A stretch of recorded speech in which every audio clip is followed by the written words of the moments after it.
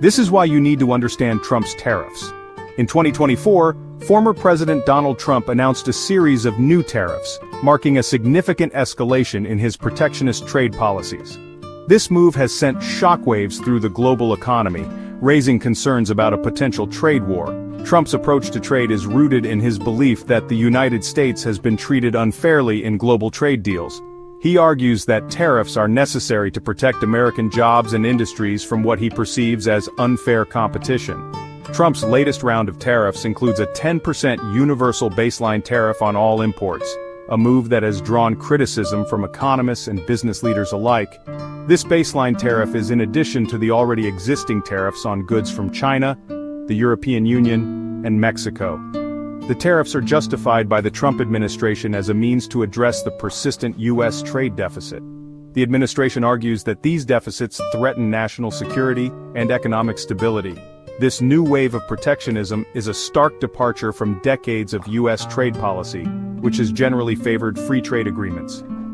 In April 2025, the U.S. updated its tariffs to include all 180 countries, further intensifying global trade tensions. In response, China announced retaliatory tariffs, escalating the trade conflict and adding to the uncertainty in the global market. Understanding the specific tariffs, the global reaction, and the potential economic consequences is crucial to navigating this new era of trade uncertainty. Trump's tariff policy extends beyond the universal baseline, targeting specific countries with additional levies.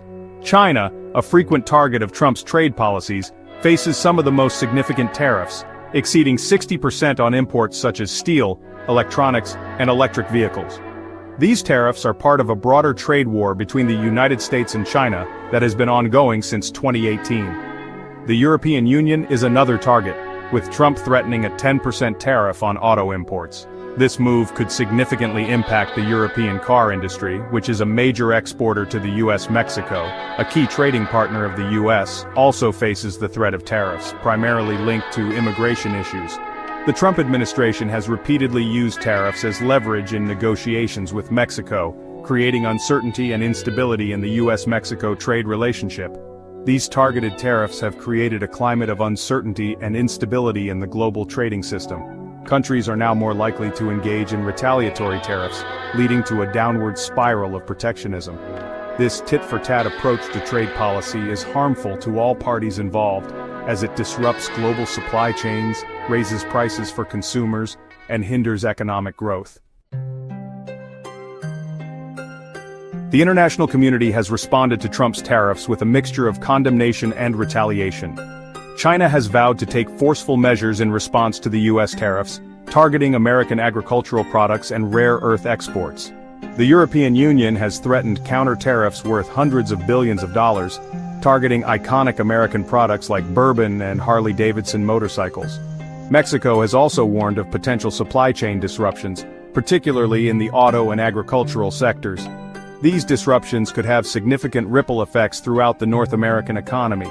Other U.S. allies, including Canada and Japan, have expressed frustration and concern over the unpredictability of U.S. trade policy. The economic fallout from these trade tensions is already being felt globally. The International Monetary Fund, or IMF, has warned that the tariffs could lead to a slowdown in global economic growth. Financial markets have also reacted negatively, with stock markets experiencing volatility in response to trade news. The escalating trade war has created a climate of uncertainty, making businesses hesitant to invest and consumers less likely to spend.